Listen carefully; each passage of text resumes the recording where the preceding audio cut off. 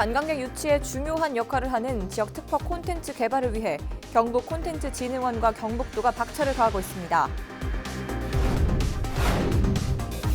지적 장애 등으로 주변의 도움 없이 스스로 생활하기 어려운 이웃들의 이야기를 연속해 전해드립니다.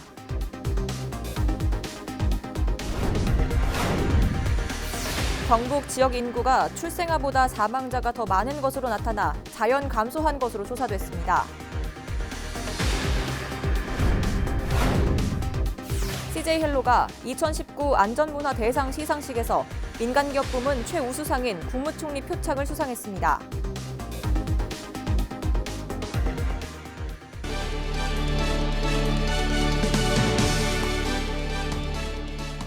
여러분 안녕하십니까? 헬로티비 뉴스 대구 경북입니다.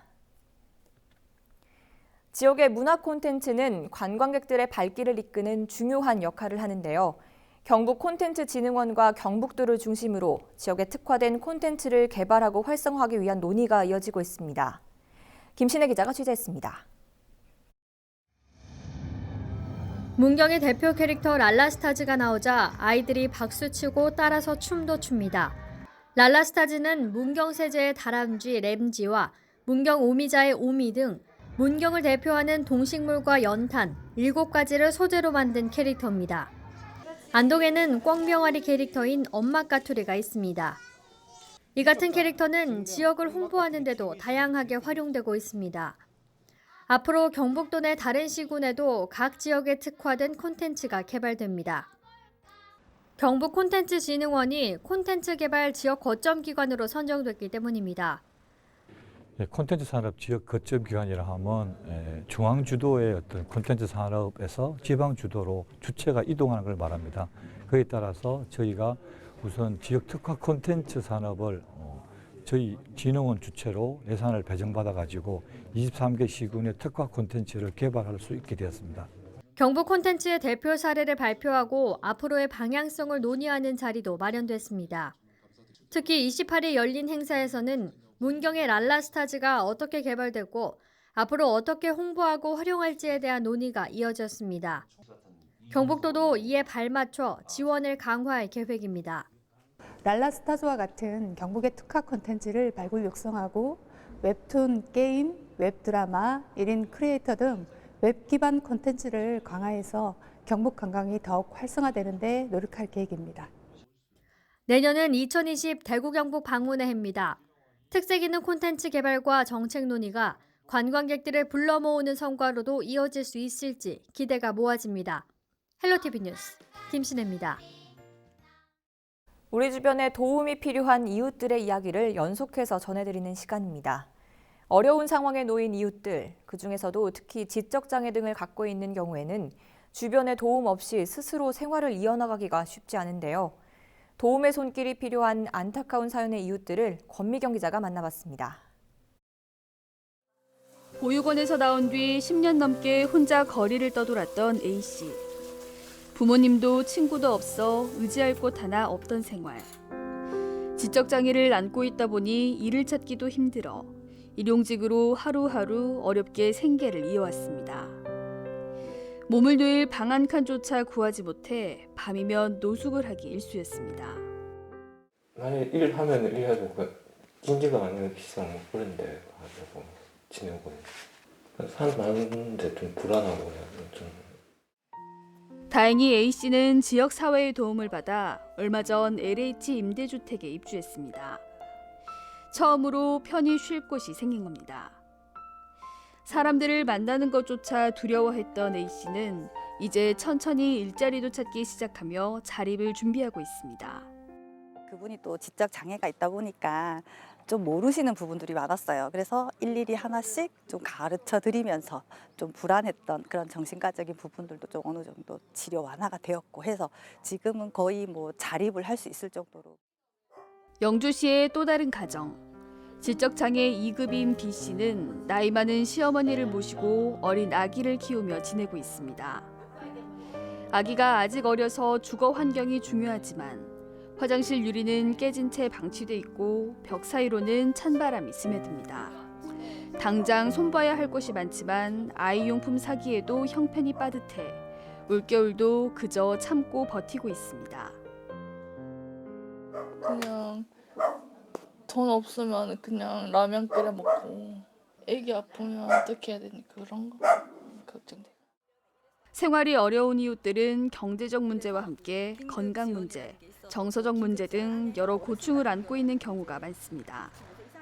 경제적인 부분들도 굉장히 중요하고 또 저희가 생각했을 때는 일단 지역사회 안에서 그들을 좀 품어주는 그런 좀 따뜻한 지지할 수 있는 그런 둘레 자원을 이용하는 것들이 굉장히 중요하다는 생각이 들거든요. 작은 관심과 나눔이 만드는 더불어 살아가는 사회. 경북 사회복지 공동모금회와 함께하는 영주시 성금모금 행사는 오는 12월 10일 오후 2시 148 아트스퀘어에서 열립니다. 헬로티비 뉴스 권미경입니다. 불굴의 정신을 보여주고 있는 세계적인 산악인 엄홍길 씨가 228 민주운동 홍보대사로 나섭니다. 228 민주운동은 대구의 8개 고등학교 학생들이 자발적으로 일으킨 우리나라 최초의 민주운동입니다. 지난해 국가기념일로 지정되기도 했는데요. 우동기 228 민주운동 기념사업회장은 앞으로 엄홍길 대장이 228 민주운동 정신을 확산하는 데 큰 힘이 되어줄 것으로 기대된다고 말했습니다. 엄홍길 씨는 세계 최초 히말라야 8,000m급 16좌 완등을 이룬 산악인입니다. 민주화운동 자체도 어쨌든 새로운 시도를, 새로운 변화를 요구하는 것이고 또 민주화를 요구하는 것이고 자유를 요구하는 것이고 그러니까 저 역시도 어쨌든 그런 도전 정신이 어쨌든 새로운 세계에 대한 미지의 세계에 대한 그런 도전이고 하는 것 자체니까 뭐 일맥상통하는 부분이 있다라고 생각하는 거죠. 뉴스를 더 쉽게 풀어주는 뉴스토리 시간입니다. 오늘은 원자력 발전을 둘러싸고 경주에서 벌어지고 있는 갈등을 짚어봅니다. 논란의 중심에 있는 맥스터가 무엇이고 그간 어떤 문제가 있었는지 알아봅니다. 자세한 이야기 영상으로 만나보시죠.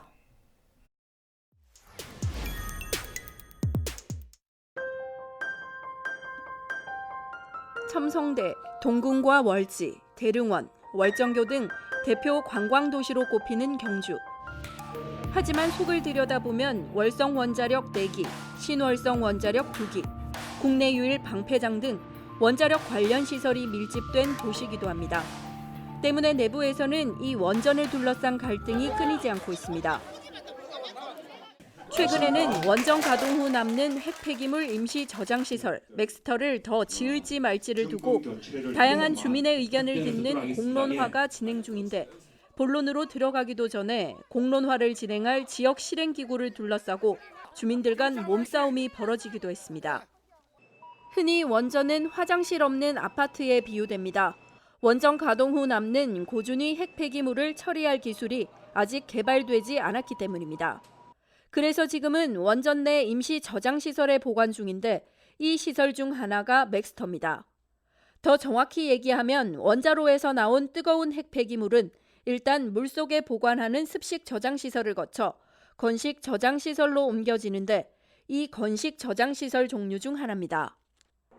경주에는 1983년 처음 원전을 가동한 이후 1992년부터 사용 후 핵연료 저장을 시작했고 오는 2021년 11월이면 핵 폐기물이 가득 차게 돼 임시 저장 시설을 더 짓든지 원전 가동을 중단하든지 해야 하는 상황입니다. 한수원은 다급합니다. 부품 만드는 데만 20개월 걸리고 그럼 공사하는 데는 19개월 걸린단 말이에요.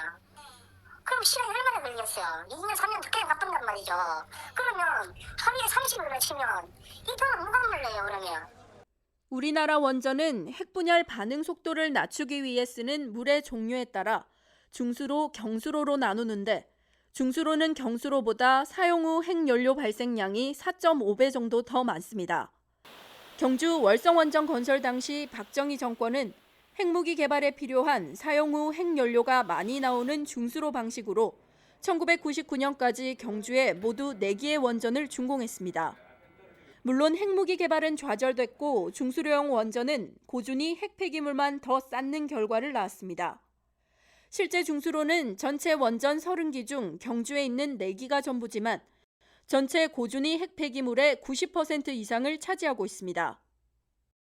고준위 핵 폐기물 처리장은 1989년 경북 울진 영덕 영일을 시작으로 1991년 충남 안면도, 1994년 인천 구럽도, 2003년 전북 부안 등에서 추진됐지만 주민들의 극렬한 반대로 모두 무산됐습니다.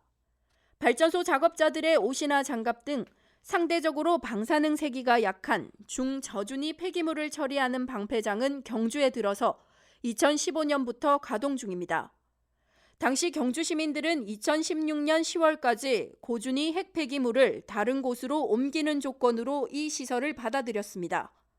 경주 시민 입장에서는 울며 겨자 먹기로 최악이 아닌 차악을 선택한 셈인데 약속 기한 3년이 지나도록 사용 후 핵연료 고준위 핵 폐기물은 여전히 경주에 쌓여 있습니다. 임시 저장 시설을 더 지었다가 아예 고준위 핵 폐기물마저 경주에서 영영 떠안는 게 아닌가 하는 우려가 나오는 이유입니다. 없습니다. 거기 있으면 저희들이 실질적으로 이렇게까지는 안 하겠죠.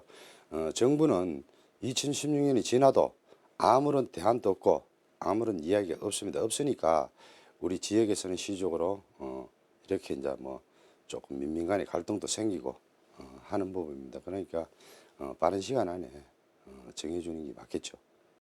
일각에서는 이참에 월성 원전 가동을 멈춰야 한다는 얘기도 나옵니다. 가동을 멈춰서라도 전 국민적인 관심을 이끌어내고 충분한 논의를 거쳐야 한다는 겁니다. 우리 경주 시민들 입장에서는 공론화를 깊이 할수록 좋은 거잖아요. 그 정도 차질은 우리 사회가 받아들일 수 있는 거 아닌가라고 저는 생각을 해요. 그리고 그런 과정을 통해서 원전 가동에 일부 차질이 생겨야지 이 고준위 폐기물 공론화 문제가 전 국민적인 이슈가 될 수가 있고 또 핵발전소 지역에 살지 않고 있는 많은 국민들이 이 고준위 폐기물 문제가 참 심각한 문제구나. 임시 저장 시설을 짓는 것만이 당장 가능한 현실적인 대안이라면 잇따른 지진 등에 대한 충분한 안전장치가 되어 있는지, 장기적으로는 언제까지 중간 저장 시설을 만들고 또 영구 저장 시설을 만들어 고준위 핵 폐기물을 경주에서 들고 나갈 것인지, 그때까지 위험을 안고 살아야 하는 지역민들에게는 어떤 보상을 해줄 것인지 등 현실적인 논의가 필요하다는 목소리도 많습니다. 그게 맞다 안 맞다가 아니라 현실적인 이야기입니다. 자, 그런 같으면 정부에서 경주 시민의 안전과 또 경주 시민들의 그 목숨권을 담보한 어떤 그 말하자면 그 보상이라 그런 말은 하기는 좀 그렇지만 그런 어떤 거를 좀 제대로 좀 이렇게 보상해주고. 정부는 사용 후 핵연료 처리에 관한 기본 계획을 다시 수립하겠다는 방침을 밝히고 있습니다. 코앞에 닥친 임시 저장시설 문제부터 중간 저장소, 영구 처분장 문제까지 제대로 된 로드맵을 세우겠다는 뜻으로 풀이됩니다. 이를 위해 재검토위원회를 출범시켰고 원전이 있는 지역에는 지역 실행기구도 꾸리는 중입니다. 적어도 2020년 초까지는 결정이 이루어져야 하는 상황입니다. 그래서 지역 실행기구 주요제인 발전소 내 임시 저장시설 확충 여부에 대한 적기 결정이 이루어질 수 있도록 최선을 다해 주시기 바랍니다. 일단 첫 발은 뗀 셈인데 시간은 없고 갈 길은 멉니다. 그러나 일단 이번만 넘기고 보자는 식으로 진행된다면 지난 40여 년간 이어져 온 갈등은 또 되풀이될 수밖에 없습니다. 공정하고 투명한 의견 수렴. 이번에는 제대로 된 합의를 이끌어내길 기대해 봅니다. 네, 경주에서 처음 꾸려진 지역 실행기구는 다음 달 6일까지 언제 어떤 식으로 지역 의견을 수렴할지 계획을 세운 뒤 본격적인 활동에 들어간다고 하는데요. 공정하고 투명한 의견 수렴, 저희도 계속해서 관심을 갖고 지켜보겠습니다.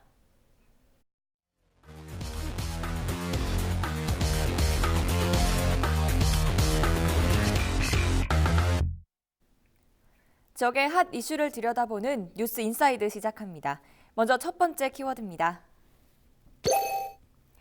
대구 군공항 큰 산 넘었다인데요. 대구 경북 통합 신공항 최종 이전지가 군위군 의성군 주민의 투표 결과에 따라 선정하는 것으로 최종 확정됐습니다. 28일 열린 제5회 대구 군공항 이전 부지 선정위원회에서 이 같은 내용을 의결했는데요. 선정위원회에는 행정안전부와 국토교통부 등 중앙행정기관의 차관과 공군 참모차장, 대구 군위 의성 지자체 관계자, 또 민간 위촉위원 등 12명이 참여했습니다. 주민투표 방식은 군위 군민의 경우 군위 우보 단독 후보지와 군위 소보 의성 비안 공동 후보지의 찬반 투표를 2번 하고 의성 군민은 공동 후보지의 찬반 투표를 1번 합니다. 이와 관련해 국방부는 12월 4일과 5일 의성군과 군위군 주민공청회를 실시하고 12월 중 이전 주변 지역 지원 계획을 심의 의결한 후 주민투표와 지자체장의 유치 신청을 거쳐 최종 이전 부지를 선정할 계획입니다. 내년 설 전에는 최종 이전지 선정이 마무리될 것으로 보입니다. 두 번째 키워드는요. 중소기업 연말 경기 먹구름입니다. 대구 경북 중소기업들의 연말 경기 전망이 어두운 것으로 나타났습니다. 중소기업 중앙회 대구 경북 지원본부가 최근 지역 중소기업 355곳을 대상으로 조사한 결과 경기 전망 지수인 SBHI가 78.9로 나타났습니다.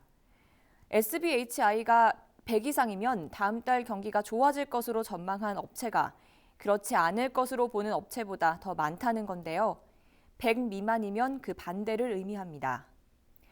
연말 내수가 다소 좋아질 것이라는 기대 심리로 전월보다는 1.3포인트 올랐지만 여전히 70선에 머물러 비관적인 전망이 이어지고 있습니다. 마지막 키워드입니다. 인면수심 대구 유명 강사인데요. 수십여 명의 여성을 상대로 성관계 장면을 몰래 촬영한 대구 수성구의 유명 학원 강사가 징역형을 선고받았습니다. 대구지법 형사 11부는 성폭력 범죄 처벌 등에 관한 특례법 위반으로 구속 기소된 37살 A씨에 대해 징역 4년과 취업 제한 5년을 선고했습니다. A씨는 고급 외제차를 타고 다니며 여성들을 유혹해 차 안이나 집, 호텔 등에 카메라를 설치한 뒤 여성 몰래 성관계 영상을 촬영한 것으로 드러났습니다. A씨의 범행은 여기서 그치지 않았는데요. 성범죄 영상을 지인들과 돌려보기까지 했습니다. 현재 A씨와 검찰 모두 재판 결과에 불복해 항소한 상태입니다. 지금까지 뉴스 인사이드였습니다.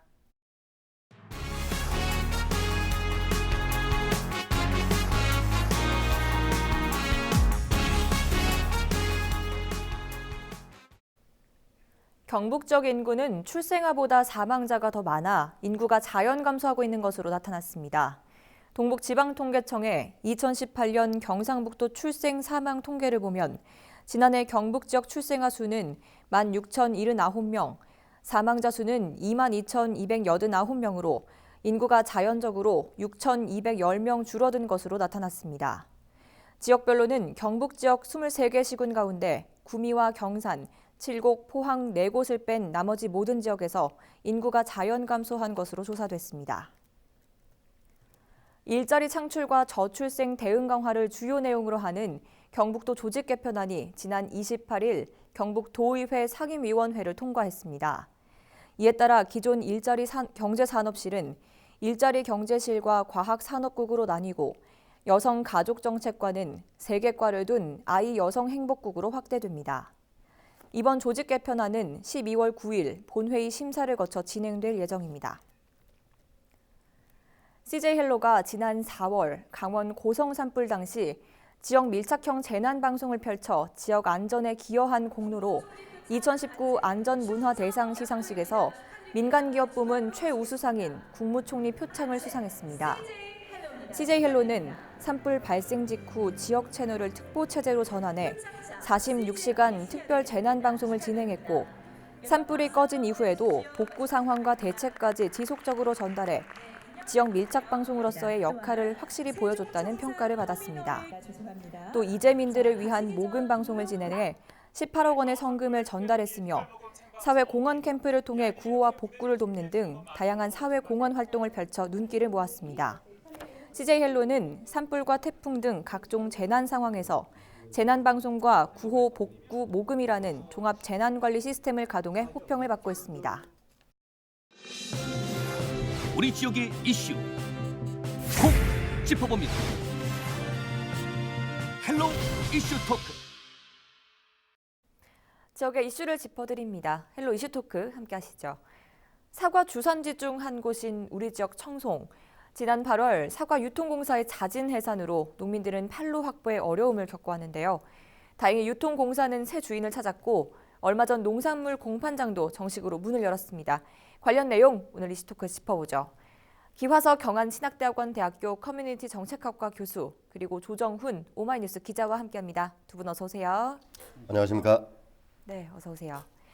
먼저 청송 농산물 공판장이 드디어 문을 열었는데요. 주민들의 반응을 먼저 살펴보죠.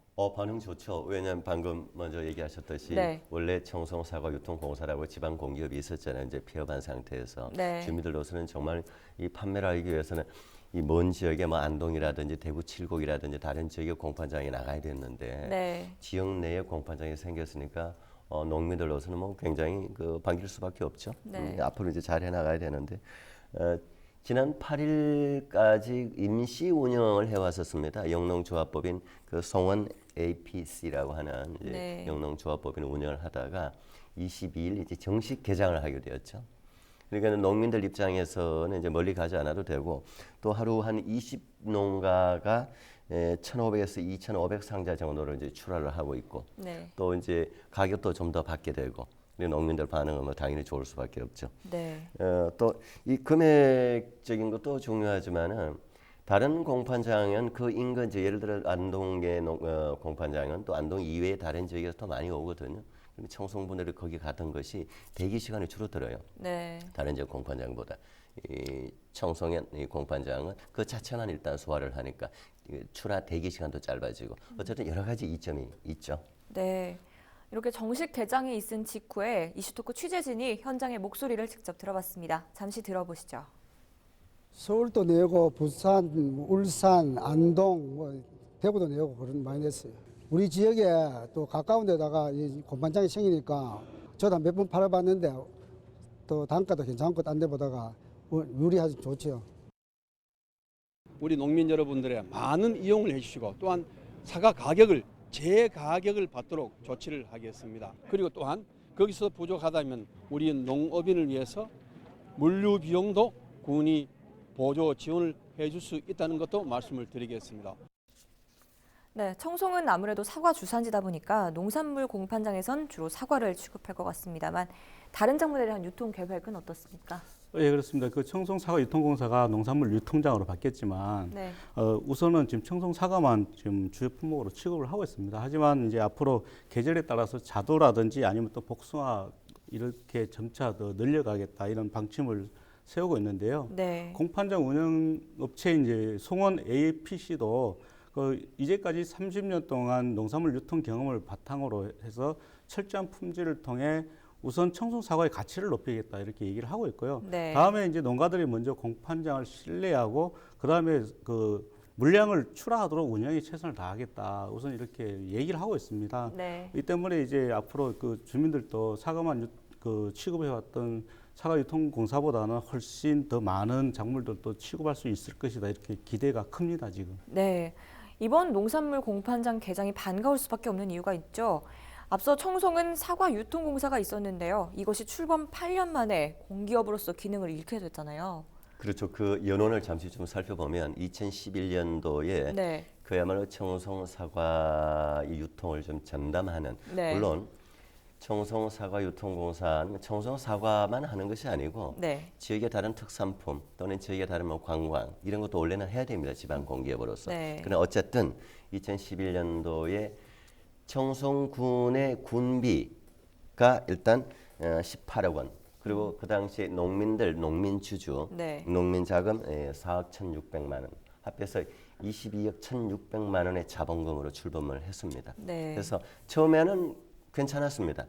청송에 그 나오는 사과의 전체 이 생산량 4만 5천여 톤 중에 10% 정도 되는 4,500톤을 유통을 했습니다. 네. 해서 초기에는 뭐 순이익을 한 2억 원 이상 좀 올리기도 하고 네. 괜찮다가 네. 이것이 점점 이제 안에 임원들의 비리, 조직의 방만, 네. 조직의 관료화 이런 문제로 인해서 이제 계속 판매량은 떨어지고 이 조직의 동력은 약해지면서 네. 결국은 자진 폐업을 하게 된 겁니다. 자진 네. 폐업도 할 수밖에 없는 것이 이런 지방 공기업을 이 경영적으로 회계 감사하고 또 경영 성과를 체크하는 것이 행정안전부입니다. 네. 행정안전부에 관련 부서가 있어요. 이 부서가 전국의 모든 공기업들을 늘 경영 평가를 합니다. 그러면 청송사업유통공사도 그 공기업의 행안부의 지방 공기업 경영 평가 대상에 늘 들어왔었습니다. 그러니까 또 감사받으면 100% 지적받을 것, 네. 더 이상 회생 가능성이 없다. 그래서 농민 주주들의 98%의 법인을 해산하려면 주주 동의를 받아야 되잖아요. 네. 그리고 18억 원 군비였으니까 군이 주주였으니까 그 외에 4억 1,600만 원에 해당하는 농민 주주들 거의 100%에 가까운 98%의 주주들의 동의를 받아서 자진 폐업을 하게 됐죠. 한 이후에 지금 이렇게 농산물유통공사 이 판매장이 공판장이 별도로 만들어지게 된 거죠. 네. 다행스럽다고 봅니다. 네. 네. 이 과정에서 농민으로 이뤄진 주주들도 대부분 해산을 찬성했다고요. 네, 그렇습니다. 대주주가 청송군이긴 하지만 농민들이 절대 다수의 주식을 가지고 있습니다. 전체 주식 발행수가 22만 1,600주 정도 되는데요. 이 중에 89.2%인 19만 7,700주를 이제 농민들이 주식을 가지고 있습니다. 네. 이 농민들이 투표를 직접 참여를 했었는데요.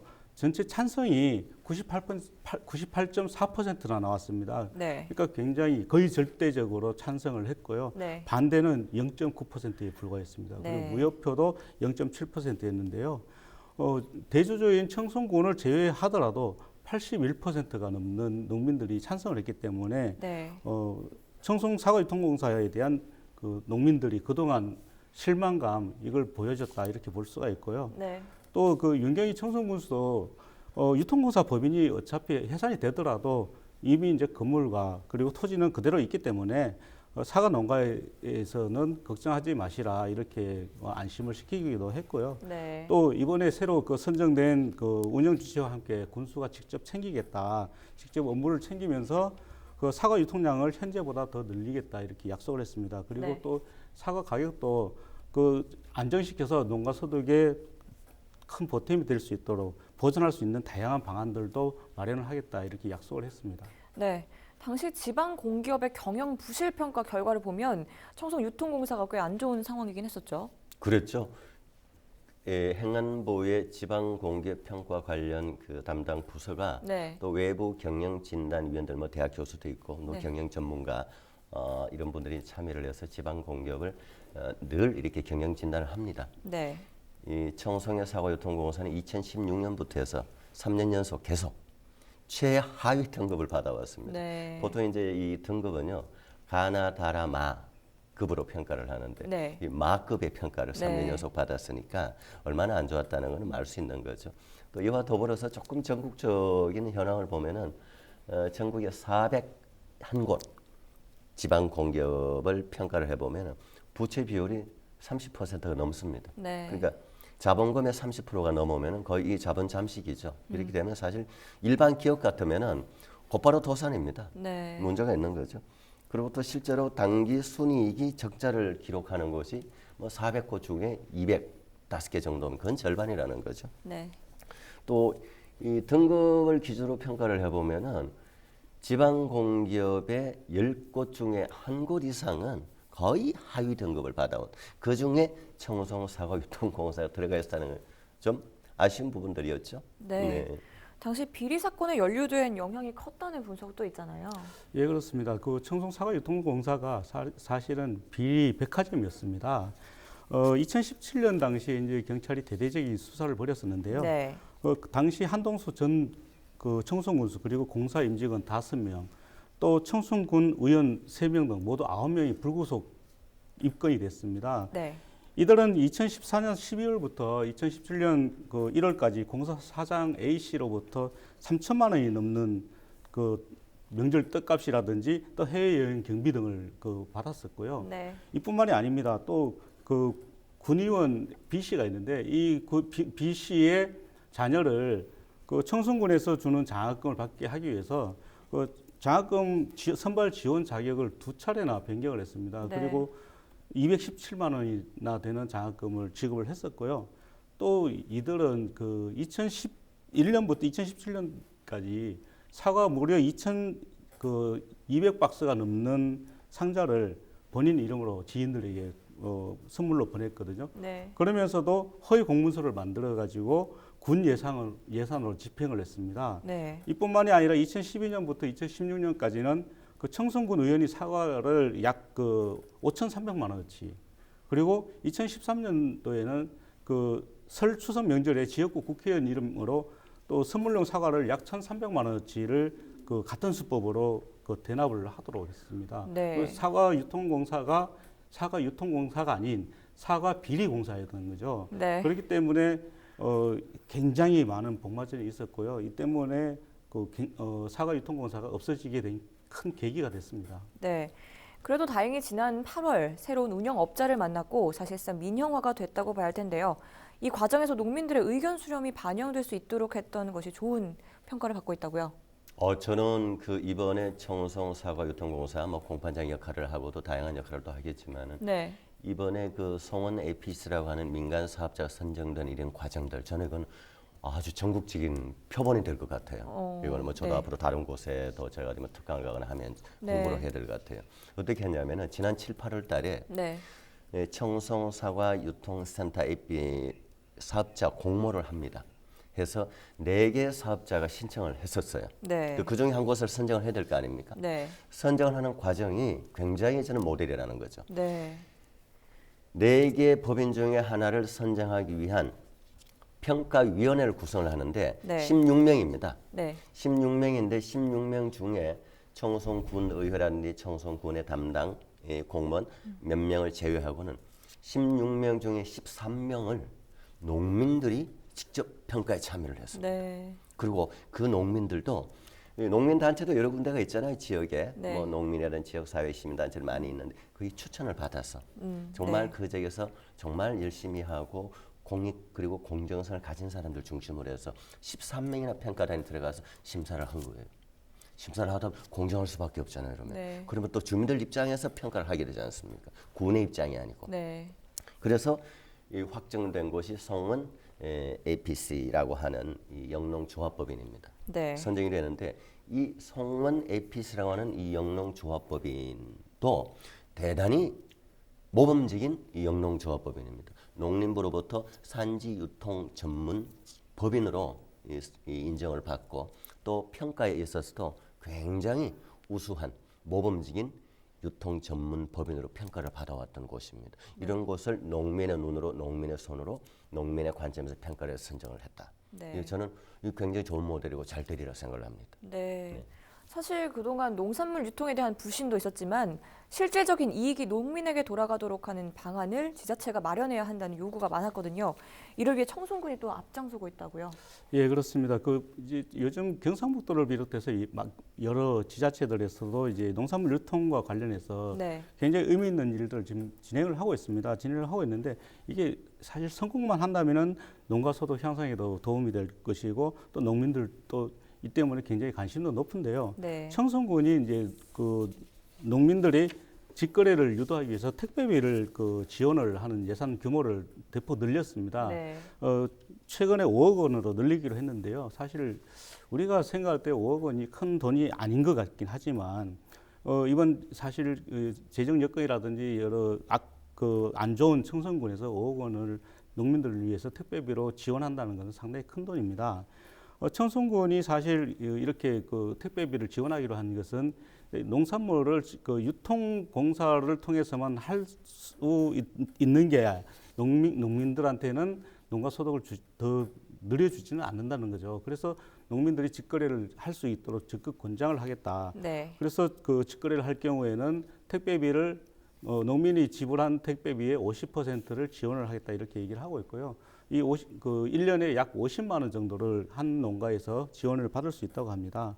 그리고 경상북도에서도 지금 농민사관학교를 지금 운영 중인데요. 농민사관학교를 좀 개편을 해서 농식품유통교육진흥원을 지난 4월 달에 만들었거든요. 네. 농식품유통교육진흥원에서는 이제 농식품에 대한 홍보, 마케팅, 그리고 신규로 이제 판로 개척도 하고 또 우수 농산물에 대한 인증도 하고 있습니다. 그리고 6차 산업과 관련해서 가공산업을 활성화시키기도 하고요. 네. 또 농업 CEO도 지금 적극 개발하고 청년 리더도 지금 양성을 하고 있습니다. 네. 이렇게 경상북도뿐만 아니라 청송군도 적극적으로 농민들을 위해서 노력을 하고 있는데요. 이런 그 노력들이 성공한다면은 뭐 사실 그 농촌 붕괴라든지 또는 마을이 소멸된다는 이런 이야기, 그리고 농민들의 평균 그 연령이 무려 66세나 되기 때문에 이런 현상들을 해소하는데 굉장히 도움이 되지 않을까 이렇게 보여집니다. 네, 실제로 효과를 거두고 있는 만큼 확장시켜야 한다는 목소리도 나오고 있죠. 네, 방금 우리 조 기자께서 이제 경상북도의 노력에 대해서 여러 가지 쭉 언급을 해주셨잖아요. 그런 노력의 일환으로 실제로 판로 확보에 있어서 이 효과가 나타나고 있습니다. 2017년도에 이 경상북도 전체의 이 판매액을 놓고 봐서 한 400억 원대에서 바로 2018년도는 뭐 900억 가까운 퍼센테이지로 보면 한 96% 이상 증가를 했고, 네. 그리고 이제 그 유통 비용도 이제 20% 정도 절감된 걸로 나타났습니다. 유통 비용이 이러한 그 청송 사과 유통센터라든지 또 도가 학원 여러 가지 이것도 이제 경상북도가 인정을 한 겁니다. 그러면 20%가 유통 비용이 절감됐다는 게 무슨 얘기일까요? 그만큼 20%의 유통 비용이 거품이 있었다는 얘기잖아요. 네. 근데 이런 것들을 상당히 이제 개선하는 노력을 하고 있고 또 하리라고 보고. 실제 새로운 유통 방식에 대해서 지금 굉장히 관심이 집중되고 많이 활용하고 있습니다. 지금 이제 온라인을 중심으로 많이 활용하고 있죠. 네. TV 홈쇼핑. 또 온라인에서는 특히 이제 네이버에 이제 스마트 스토어라고 있습니다. 이제 네. 스마트 이제 팜 스토어 같은 네. 이런 온라인에서 거기서 직접 이제 오픈 마켓 형식이거든요. 농산물 오픈 마켓 형식. 네. 요즘 거품이 줄어드는 거죠. 그러니까 실제로 비교적 젊은 사람들은 많이 활용을 합니다. 이런 식으로 이제 그 눈에 보이는 가시적인 효과가 나타나고, 또 조금 우리가 이 변형이 돼서 잘못 이용되고 있기는 하지만 어쨌든 로컬 푸드라고 하는 이런 네. 직매장, 네. 그다음에 꾸러미 직매장, 꾸러미 판매, 뭐 이런 여러 가지의 새로운 이 접근, 유통 접근 방식으로 해서 상당히 효과를 거두고 있고, 앞으로 이것은 더 확장해야 되고 확장되리라 봅니다. 네. 이 공기업 해산이라는 큰 교훈을 얻은 청송을 비롯해서 농도라고 일컫는 경북도까지 농민의 실질적인 소득을 보장해주기 위한 노력은 끊임없이 이뤄지고 있는 것 같은데요. 농산물 공판장의 정식 개장을 계기로 앞으로 보완해 나가야 할 점이 있다면 뭐가 있을지 두 분 의견 주시죠. 예, 사실 농민들이 앞서 말씀드렸다시피 그 나이가 상당히 많다 보니까 네. 직거래를 하기에 상당히 어려움이 많이 있습니다. 그리고 네. 앞서 그 기화서 교수께서도 말씀하셨다시피 이 온라인 마트를 통한 온라인 마켓을 통한 그 판매도 사실 그 인터넷을 잘 못하는 농민들 입장에서는 이것도 쉽지 않은 거거든요. 그렇기 때문에 유통공사는 농민들에게는 굉장히 반가울 수밖에 없습니다. 네. 굉장히 반가울 수밖에 없는 이유 중에 또 하나는 농사를 짓기에도 바쁜데 사실 이거를 팔아야 되는 걱정까지 해야 되지 않습니까? 이 걱정을 덜어준다는 면에서는 유통공사는 굉장히 도움이 됩니다. 그렇지만 이제 유통공사에 대해서 농민들의 시각은 그동안 도둑놈이다 또는 비리공사다 이런 그 불신을 받아왔던 게 사실이기도 하거든요. 그렇기 때문에 농민들에게 유통공사가 사실은 싸게 사가지고 비싸게 판다든지 또는 수급 물량을 제대로 조절을 못해서 뭐 풍년인데도 제값을 못 받는다든지 흉년인데도 불구하고 더 힘들어진다든지 이런 문제가 있었습니다. 그렇지만 이제 앞으로 이제 청송유통공사가 새롭게 시작을 한 만큼 이제 당장 큰 수익을 내려는 그런 목적만 가지고 하기보다는 농민의 생존을 위해서 우리 함께 노력을 한다 이런 모습을 보여줬으면 제일 좋겠습니다. 네, 교수님. 저는 지금 이번에 청송 사과 유통센터를 민간 위탁을 완전히 정확하게 했잖아요. 그리고 업자 선정부터 해서 굉장히 전국적 표본 모델을 도입을 했습니다. 아까 제가 얘기했듯이 업자 선정을 하는 데 있어서도 아주 농민 중심의 농민들이 직접 이 농민의 관점에서 바로 이렇게 민간 마인드를 100% 도입을 해야 된다. 그리고 이렇게 어차피 이렇게 확정을 했으면 이 민간 업체, 이 영농조합법인 송원 APC가 더욱더 자율적 경영을 해서 수익을 낼 수 있도록 가만 놔둬야 된다는 거죠. 너무 자꾸 공무원의 관점에서 평가를 하고 너무 이렇게 압박을 주면 안 된다라고 생각을 합니다. 네, 말씀 고맙습니다. 헬로 이슈 토크 이번 시간은 여기서 마무리하도록 하죠. 함께해 주신 두 분 말씀 고맙습니다.